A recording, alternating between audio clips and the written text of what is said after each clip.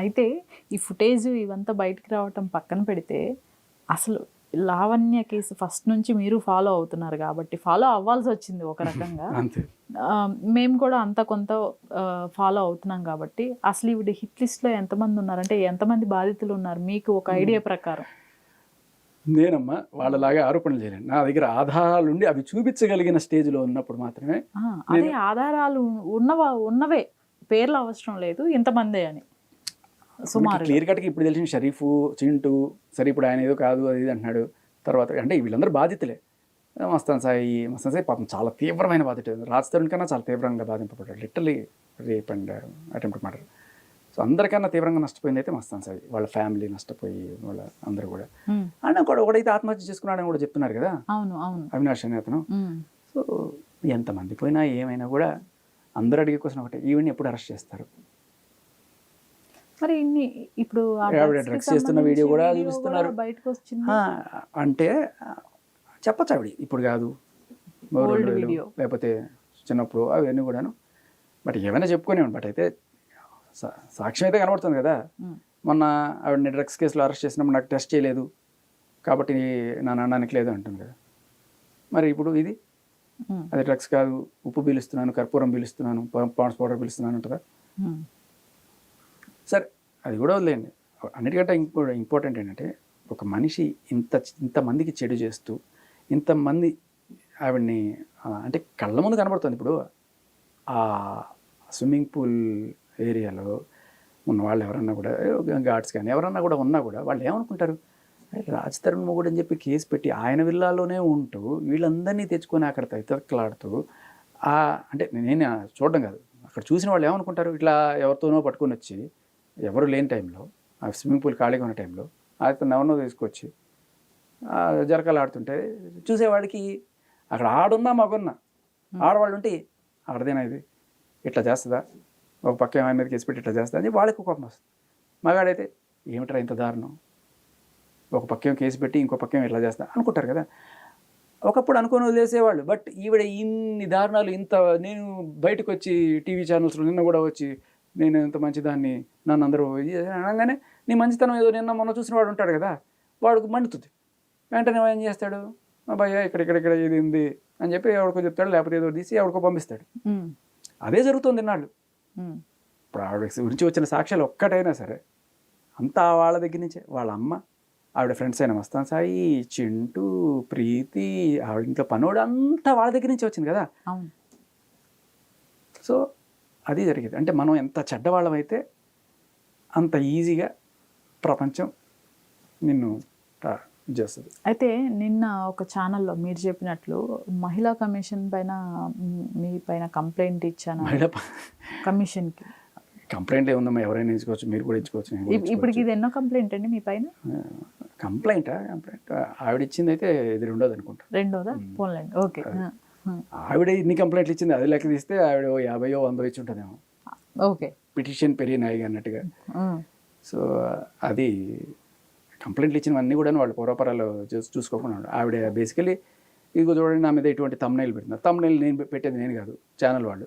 Interview ఇచ్చినప్పుడు నేను ఏదన్నా తప్పు మాట్లాడి ఉంటే ఏమన్నా ఈవిడలాగా పార్లమెంటరీ లాంగ్వేజ్ బూతులు మాట్లాడడం ఆవిడ చేసిన దాని ముందు నేను ఓన్లీ సాక్ష్యాలు చూపించి వాటి గురించి విశ్లేషిస్తున్నాం తప్ప మనం ఆవిడ గురించి లేకపోతే వాళ్ళ తల్లి గారి గురించో వాళ్ళ తండ్రి గారి గురించో ఎప్పుడు మాట్లాడింది లేదు. మనం ఆవిడే ఎంత నీచమైన భాష మాట్లాడి ఎవరెవరినో తీసుకొచ్చి అది.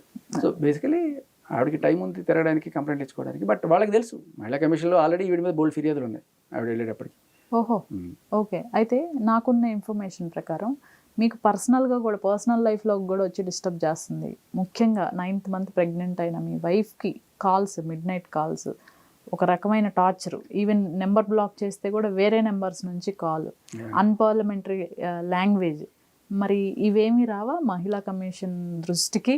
అదేమా ఇప్పుడు పాయింట్ ఏంటంటే ఒకవేళ ఇవన్నీ ఏంటంటే ఏవో కేసులు పెట్టినా ఇవి జరిగాయా అసలు వాస్తవంగా? నేను విన్నది నిజమే. జరిగాయి. సో ఇప్పుడు ఏంటంటే కేసు పెట్టానని చెప్పుకోవడానికి తప్ప. ఏమంటుంది అసలు కాల్ చేసి? ఏవో మెసేజ్లు పెడుతుంది, నేను జస్ట్ చూడొద్దు బ్లాక్ చేసామని చెప్పేసి అంతే. ఓకే. అసలు ఆవిడ నంబర్ కూడా తీసేసింది. సో ఇంకా అంటే ఏదో టైంలో డ్రగ్స్ వేసుకోవడం, మందు కొట్టడం, హైలో ఏదో ఒకటి పెడుతూ ఉంటుంది. అండ్ పాయింట్ అంటే దేవుడు అనేవాడు ఉన్నాడు అనడానికి సజీవ సాక్ష్యం చెప్తా. ఆవిడ ఎప్పుడైతే ఇలాంటి మెసేజ్లు పెట్టిందో మా ఆవిడకి అప్పుడప్పుడు నా ఫోన్లో కూడా ఏవో వస్తుంటాయి. అదేంటో విచిత్రంగా ఆవిడ పెట్టిన నెక్స్ట్ రోజు ఆవిడ గురించి ఏదో ఒక బ్లాస్ట్ అవుతుంది విచిత్రంగా.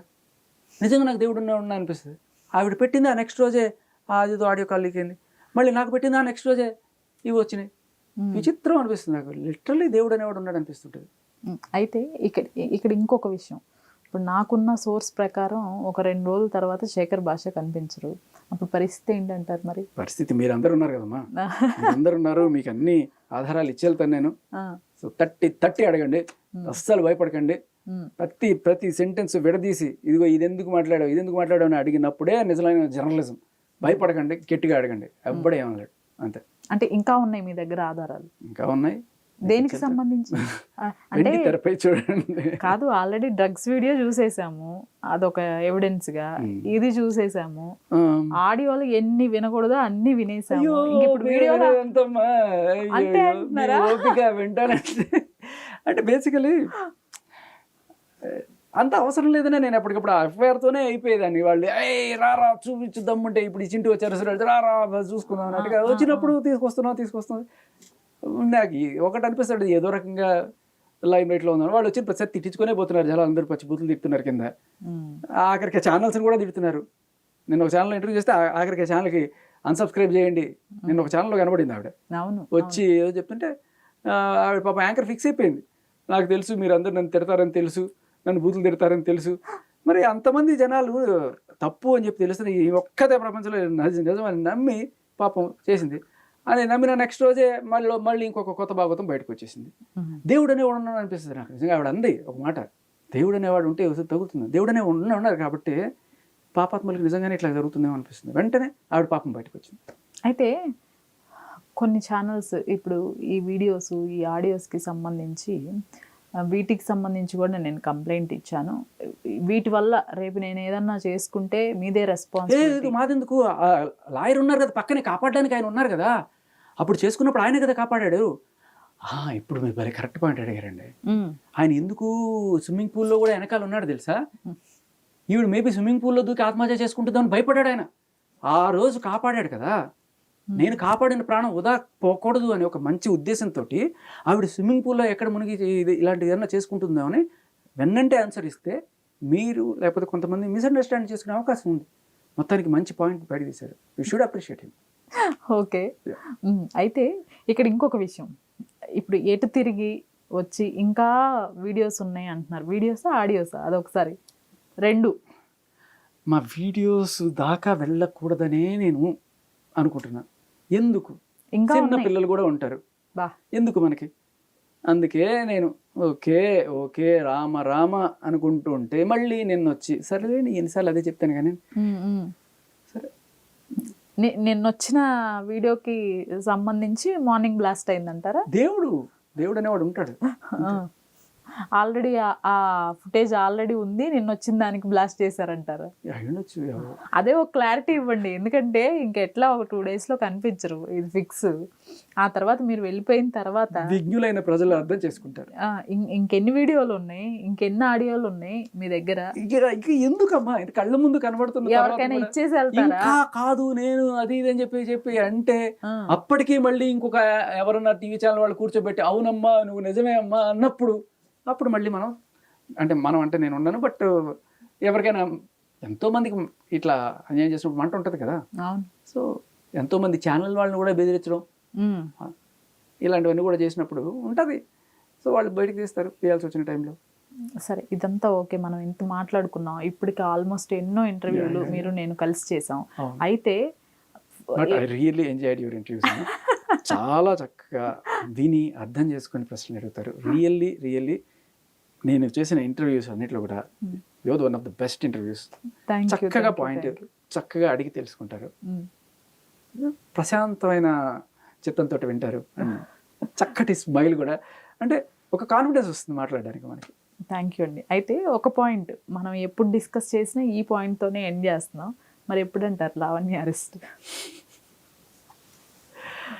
అరెస్ట్ కొత్త కాదు, జైలు కొత్త కాదు, బెయిల్ కొత్త కాదు. వెళ్తే Okay. మళ్ళీ ఏదో బయలు తీసుకొని రావచ్చు. ఉమ్, కానీ కొత్త విషయం ఏంటంటే ఇప్పుడు ఆవిడ చెప్పింది ఎవరు నమ్మట్లేదు. ఛానల్ ఆవిడ కూర్చోబెట్టి ఇంటర్వ్యూ చేసినా జనాలు నమ్మట్లేదు. Right. అది మనకి చాలా క్లియర్ కట్ కింద కనబడుతూనే ఉంది. ఉమ్, సో ఇది అసలైన సెక్షన్ నేను అనుకున్నాను. ఉమ్. అయితే ఈవిడ జైలుకి వెళ్ళేది వెళ్ళని తర్వాత సంగతి, మస్తాన్ సాయిని వెళ్ళి కలుస్తాను జైలుకి వెళ్ళి అని చెప్పేసి ఒక ఆడియోలో విన్నాం. Yeah. మీరు దాని ఒరిజినల్ ఆడియో కూడా పట్టుకొచ్చారు, ఈవినింగ్కే పట్టుకొచ్చినట్టున్నారు నాకు తెలిసి. మరి అతని పరిస్థితి ఏంటి? అతన్ని వెళ్ళి కలిసిందంటారా, లేకపోతే అతనికి బెయిల్ ఛాన్సెస్ కానివ్వండి? బెయిల్ ఛాన్సెస్ ఉన్నాయి. ఎందుకంటే అంటే అతను డైరెక్ట్గా డ్రగ్స్ అమ్ముతూనో లేకపోతే డ్రగ్స్ తీసుకుంటూనో దాంట్లో డైరెక్ట్ ఎప్పుడో జరిగిన ట్రాన్సాక్షన్కి సంబంధించిన ఇన్ఫర్మేషన్ ఈయన ఇచ్చాడనే దీంట్లో చేశారు. బట్ ఇంకా అంటే మనకు తెలియదు లోపల ఎంత ఉందో లోతు, అది మళ్ళీ తవ్వాలి. కానీ ప్రస్తుతం పైన కనబడుతున్న విషయాలు అయితే మాత్రం ఈయన ఆ కేటగిరీలో, అది కూడా A5 A4 లోపల లేడు కాబట్టి బెయిల్ వచ్చే ఛాన్స్ కొంచెం ఈజీ ఉంది. ఒకవేళ కనుక వస్తే అంటే ఒకసారి జస్ట్ ఫస్ట్ బెయిల్ ఎప్పుడు రిజెక్ట్ అవుతుంది అంటుంటారు. ఒకవేళ మేబీ నెక్స్ట్ బెయిల్కి వస్తే అంటే మస్తాన్ సాయి ఒకవేళ ఆయన తప్పులు చేస్తుంటే ఆయన శిక్షలు ఆయన అనుభవిస్తాడు ఈ డ్రగ్స్ విషయంలో. బట్ లిటరల్లీ ఈయన పెట్టి సాధించి తప్పుడు కేసులు పెట్టి, ఆ కేసులు అయితే ఖచ్చితంగా తప్పుడు కేసులు, వాటిని ఆవిడే ఒప్పుకుంది సభాముఖంగా వచ్చి. మళ్ళీ ఎప్పుడు కావాలంటే అప్పుడు లేదు అది నిజం ఉంటుంది, ఒకరోజు కాదంటది. సో అవన్నీ పక్కన పెడితే ఒకవేళ కనుక మస్తాన్ సాయి ఏదో రకంగా బెయిల్కో ఏదో బయటకు వస్తే we can expect a Dhamaka again. Okay, so అంటే ఎలా అంటారు, వీళ్ళిద్దరు కలిసిపోతారా లేకపోతే? కాదు బోల్డ్ అని ఆధారాలు ఆయనకి ఈవిడికి సంబంధించిన, అంటే 2.5 ఏళ్ళు కలిసి ఉన్నారు, 2.5 ఏళ్ళు ఇంకా ఎక్కువ కలిసి ఉన్నారు కాబట్టి, ఉమ్, అండ్ ఆవిడ ఈయన్ని ఇంత ఆగం చేసింది కాబట్టి ఆయన, లేకపోతే ఆయనకున్న ఆధారాలు కూడా ఆయన బయట పెట్టే అవకాశం ఉంది. అంటే ఉందంటారా? ఎందుకంటే జైలు నుంచి ఫోన్ చేసి మాట్లాడిన పర్సన్ మీకు ఎందుకు అదే అర్థం చేసుకోవాల్సింది ఏంటంటే, ఎందుకు ఫోన్ చేసి ఉంటాడంటే ఇన్ఫర్మేషన్ మోసం ఏ ముసుగులో ఉందో తెలుసుకుందామని ఫోన్ చేశాడు. నన్ను ఎవరు అరెస్ట్ చేయించారు, ఎవరు ఇన్ఫర్మేషన్ ఇచ్చారు, ఇది అని. అతను రిలీజ్ అయితే మళ్ళీ యుద్ధమే అంటారు. ధమాకా